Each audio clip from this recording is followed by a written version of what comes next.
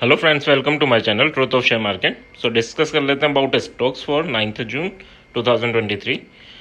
First of all, this video is only for education purpose. यहाँ मेरा Telegram link and WhatsApp number given है, so आप directly मुझे contact कर सकते हैं for any kind of queries. बात कर लेते हैं टाटा मोटर्स की। आज टाटा मोटर्स पहले डिस्कस इसलिए कर रहे हैं ताकि आपको बताया जाता है कि हाँ यार, दो कैंडल क्लोज हों 15 मिनट्स की यार, तो उसको समझने के लिए। तो ठीक है, अब यहाँ पर अगर टाटा मोटर्स की बात करें तो टाटा मोटर्स आज गैप अप ओपन हुआ है ना, और उसके बाद जो हमारे लेवल थे है ना, उन्हीं लेवल पे रेजिस्टेंस फेस किया। एंड उसके बाद नीचे देखो एक ग्रीन कैंडल दो, फिर रेड कैंडल। ठीक है, इस रेड कैंडल रेजिस्टेंस फेस कर रहा है और नेगेटिव साइन दे रहा है, नेगेटिव साइन दे रहा है, तो हम इसी रेड कैंडल के टॉप को एसएल लेके सेल कर सकते थे या पुट बाय कर सकते थे। उसके बाद यहाँ तक गिरावट हुई। कल जो लेवल गिवन थे वो ये लेवल था और एक ये लेवल था, है ना, तो ये इसके नीचे हमें सेल करना था। अब बात करें, ये आप कर सकते थे सेल ऑन राइज, बट हाँ, लेवल ये बाइंग का लेवल था कल और ये सेलिंग का था। इसके नीचे क्लोजिंग दी रेड कैंडल ने, सेकंड कैंडल ने रिटेस्ट किया और थर्ड कैंडल आपकी नेगेटिव आपको नेगेटिव सेंटीमेंट दिए, तो यहाँ पर आप सेल कर सकते थे। एंड उसके बाद देखो नेक्स्ट लेवल तक ये गिरता रहा। ठीक है, उसके बाद एक और ऑप्शन आप इन फ्यूचर यूज़ करना कि कोई भी लेवल ब्रेक होता है और उसके बाद नेक्स्ट 15 मिनट की कैंडल उसके ऊपर क्लोजिंग दे देती है, यानी ग्रीनिश बना के ऊपर क्लोजिंग दे देती है और उसे होल्ड करता है, तो फिर वहाँ बाइंग सिग्नल मिलता है अप टू नेक्स्ट लेवल, है ना। जो भी लेवल आपको गिवन होते हैं हर दिन, उसी लेवल के अकॉर्डिंग आप नेक्स्ट बाय कर सकते हो ना। तो ये थोड़े से सेटअप में जिनको हमें ध्यान रखना है। अब बात कर लेते हैं लेवल की। लेवल क्या है टाटा मोटर्स के लिए? अगर 566 इसके ऊपर वंस अगेन जाता है, सर्वाइव करता है, तो ये देखो डब्लू पैटर्न बन जाएगा। अगर इसके ऊपर चला जाएगा तो डब्लू पैटर्न बन जाएगा और नेकलाइन का ब्रेकआउट हो जाएगा। तो वंस अगेन टारगेट आपका 575 फर्स्ट रहेगा, इन 580 सेकेंड रहेगा। एसएल क्या लेके चलना है? तो 562 का आपको एसएल लेके चलना है फॉर बाइंग साइड। सेल कब करेंगे? जब इस लेवल के नीचे जाता है। अब इस लेवल के नीचे जाएगा, मानो कल यहाँ ओपन हुआ और उसके बाद इस लेवल को ब्रेक करेगा, तो ये डबल बॉटम ब्रेक होगा, है ना। तो यहाँ पर क्या होगा, आपके पास लेवल जो ये 559 है, 560 कर लेना है इसे। 560 के नीचे जाता है तो 552 फर्स्ट टारगेट एंड 546 हमारा सेकेंड टारगेट होगा। ठीक है, ये दो टारगेट डाउनवर्ड डायरेक्शन में मिलेंगे हमें। और अगर हम कहीं सेल कर रहे हैं और वापस रिवर्सल हो जाता है, फर्स्ट ऑफ ऑल मैं एसएल देता हूँ, बट अगर आप किसी और लेवल, यानी अगर मान लो यहाँ गैप अप हो गया, यहाँ पर रेजिस्टेंस फेस कर रहा है और नेगेटिव कैंडल बनाया, तो इस जो नेगेटिव कैंडल बनाएगा उसके बाद ही उस कैंडल का हाई आपका एसएल होगा। तो इन लेवल के अलावा अगर कहीं और गैप अप गैप डाउन मिल जाए तो उस टाइम पे आपको क्या स्ट्रेटजी यूज़ करनी है, इसलिए मैं ये डिस्कशन कर रहा था, है ना। अभी 552 हमारा फर्स्ट टारगेट, 546 हमारा सेकंड टारगेट एंड 563 हमारा एसएल रहेगा फॉर टाटा मोटर्स। सेंटीमेंट क्या है? सेंटीमेंट काफ़ी बेयरिश है ना। अब देखते हैं आगे क्या होता है, बट हाँ, हमें लेवल ट्रेड करना है, हमें सेंटीमेंट से मतलब नहीं है। अगर नेकलाइन ब्रेक हुई तो ट्रेड करेंगे, अदरवाइज नहीं, और बॉटम ब्रेक हुआ तो ट्रेड करेंगे। नेक्स्ट बात कर लेते हैं। So that is HDFC bank. HDFC bank ने क्या किया? एचडीएफसी बैंक ने हमारा लेवल ब्रेक किया और हमारे फर्स्ट टारगेट तक गया, है ना, इजीली फर्स्ट टारगेट तक गया। कल भी डिस्कशन होता है कि फर्स्ट टारगेट को बुक कर लेना है, उसके बाद अगर सेकंड टारगेट के लिए तब करना है जब इसके ऊपर जाके सर्वाइव करें, है ना। तो फर्स्ट टारगेट गया, अचीव हुआ और वहाँ पर हमने बुकिंग कर ली, वापस उसी रेंज में आ गए। अब फिर क्या है कि कल देखते हैं कि ये लेवल वापस ब्रेक होता है, क्योंकि कंसोलिडेशन वाली रेंज में ही है। बट जनरली क्या होता है, 80% चांसेस अब क्या हो गए कि ऊपर ब्रेकआउट दिया लेकिन फेल हो गया, तो 80% चांसेस इसके डाउनवर्ड मूवमेंट के स्टार्ट हो जाएंगे। तो लेवल ट्रेड ही करना है। ये हम बात कर लें 1600 अगर ब्रेक होता है तो हम 1590 ये फर्स्ट टारगेट के लिए सेल करेंगे एंड 1580 सेकेंड टारगेट रहेगा। सेलिंग साइड हमारा एसएल 1605 का रहेगा। वही कंसेप्ट है कि हाँ, दो कैंडल सर्वाइव करें, तीसरी नेगेटिव सेंटीमेंट दें। 5 स्टॉक 6 स्टॉक हम डेली डिस्कस करते हैं, जो निफ्टी 50 और बैंक निफ्टी के पार्ट, तो उनमें से 2-3 स्टॉक आपको ये पैटर्न दे दें कि दो कैंडल सर्वाइव करें, तीसरी में हम एंटर कर रहे हैं, तो सफिशेंट होता है ना। अब बात कर लेते हैं बाइंग कब करनी है। अगर वापस इसी लेवल के ऊपर सर्वाइव करेगा 16 के ऊपर यहाँ सर्वाइव करेगा तो हम बाय करेंगे for the target of 1625 and second target आपका रहेगा 1641। यहाँ एसएल क्या लेके चलना है तो 1609। सेंटीमेंट क्या है जो मुझे लग रहा है दैट इज बियरिश कि जो ऊपर गया मार्केट वहाँ से सेलिंग प्रेशर जनरेट हुआ है ना। तो जो ब्रेकआउट दिया था एचडीएफसी बैंक ने वो उसे बोल सकते हैं फेक ब्रेकआउट है। अब जब तक ये लेवल को दोबारा नहीं टेस्ट कर लेता है या इसके ऊपर नहीं चला जाता तब तक हम बाइंग के बारे में नहीं सोचेंगे।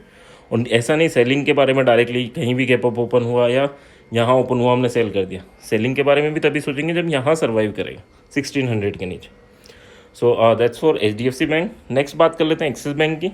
एक्सिस बैंक की अगर हम बात करें तो एक्सिस बैंक के लिए भी मैंने एक छोटी सी रेंज फाइंड आउट की है दैट इज़ 960 960 से 964। अगर 960 के नीचे निकलता है तो हम सेल करेंगे for the target of 951 and 940। ये दो टारगेट के लिए 940 पे आपको बुक कर लेना है ना।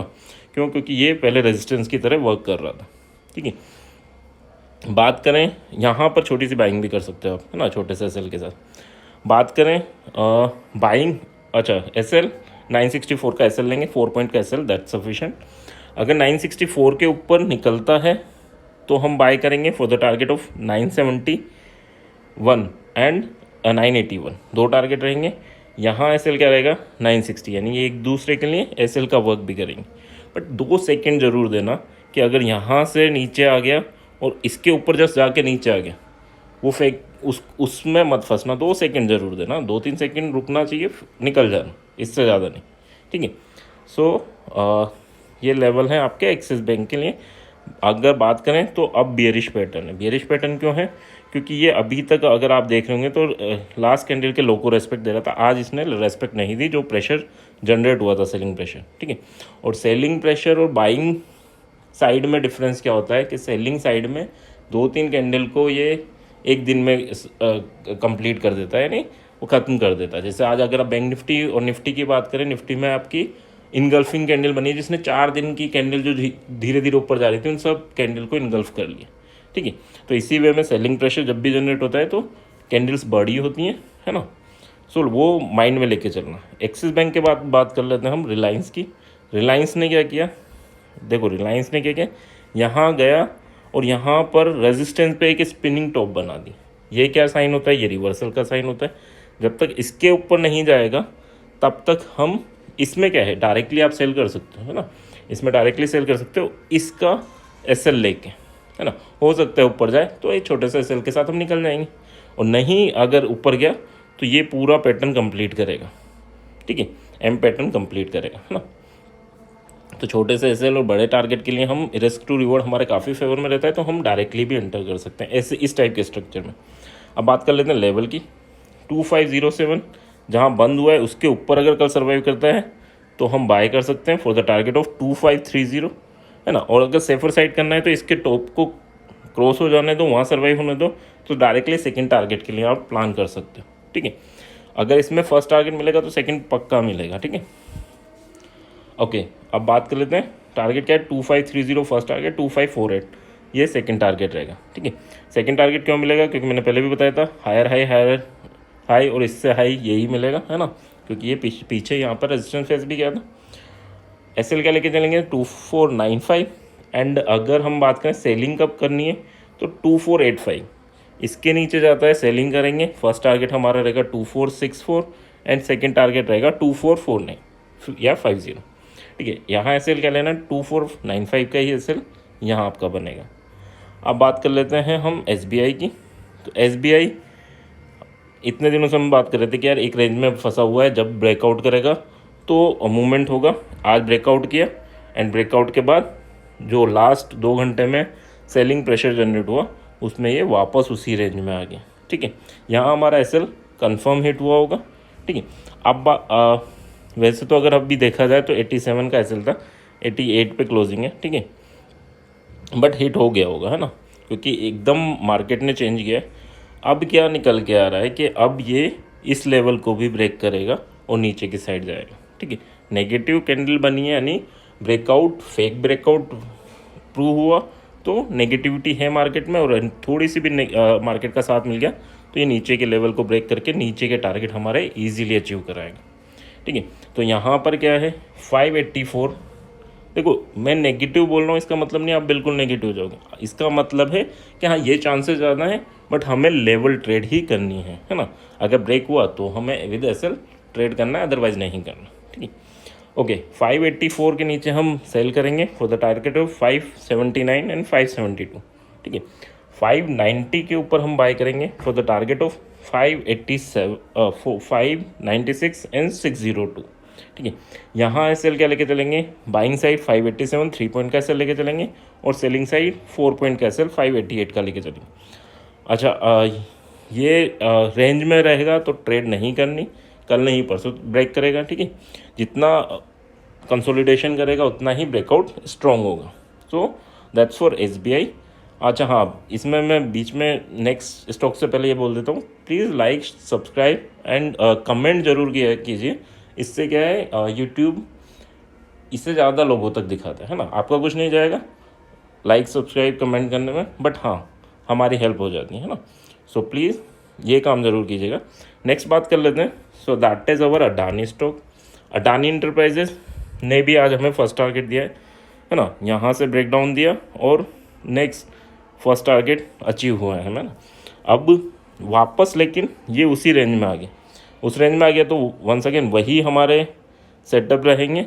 इसमें क्या पॉसिबिलिटीज़ है, यहाँ हो सकता है कि ये ऊपर की साइड ब्रेकआउट दे और ऊपर के टारगेट अचीव करे, क्योंकि नीचे से जो ब्रेकडाउन हुआ था वो फेक हो गया, बट ऐसा नहीं कि नीचे दोबारा नहीं जा सकता। तो आपको केवल लेवल का ध्यान रखना है।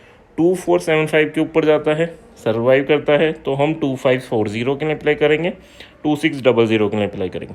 अगर नीचे वंस अगेन 2427 के नीचे निकलता है, सर्वाइव करता है तो हम 2390 के लिए अप्लाई करेंगे एंड 2350 के लिए अप्लाई करेंगे।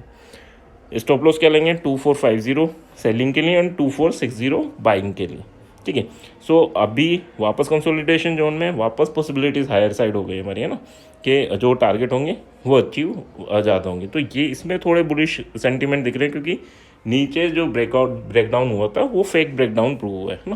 तो इसमें पॉसिबिलिटी ज़्यादा है कि ये अपसाइड जाए। दैट डजंट मीन कि आप खरीद के बैठ जाओ है ना, खरीदना नहीं है, लेवल क्रॉस होंगे तब देखेंगे, विद एसएल लेंगे अदरवाइज नहीं लेंगे।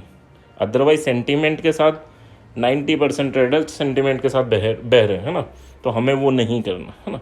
हमें क्या करना है, लेवल क्रॉस हुआ एसएल लगाया, ट्रेड ली, या तो एसएल लिया या टारगेट लिया, अदरवाइज नहीं करना। ठीक है, सो हाँ दैट्स फॉर अडानी।